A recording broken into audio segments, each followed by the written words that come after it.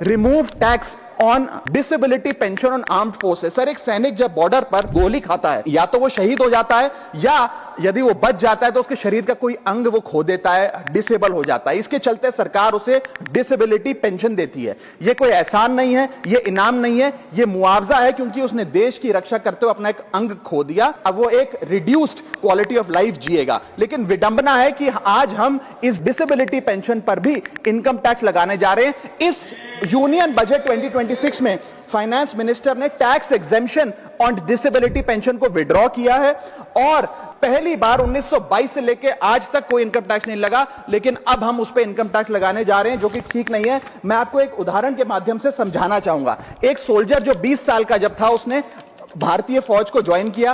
25 साल सर्विस करने के बाद एक्सट्रीम कंडीशंस में उसने दिवाली बंकर में मनाई, ईद बॉर्डर पे मनाई, क्रिसमस के दौरान पेट्रोलिंग करी, अपने बच्चों के बर्थडे, अपनी मैरिज एनिवर्सरी, सुख दुख के मौके सब मिस किए।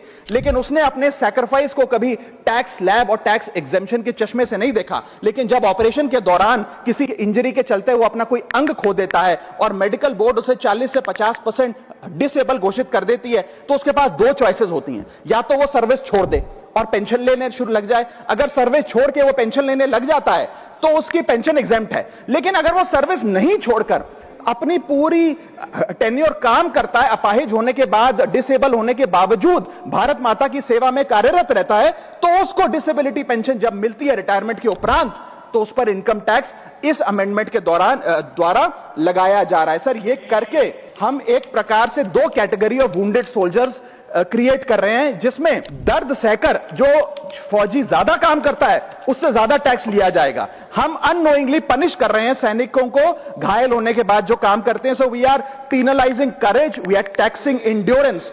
मैं कहना चाहता हूं sir, when the wound is same, service is same, sacrifice is same, tax treatment अलग अलग नहीं होना चाहिए। डिसेबिलिटी पेंशन कोई विंडफॉल गेन नहीं है, कोई बोनस नहीं है, कोई प्रिविलेज नहीं है। अगर भारत माता की सेवा में उस सैनिक ने अपना कोई अंग खो दिया, उसको टैक्स मान के और उसकी डिसेबिलिटी पेंशन को अतिरिक्त इनकम मान के उस पर टैक्स नहीं लगना चाहिए। You can tax income, you can tax profit, but you cannot tax a soldiers sacrifice.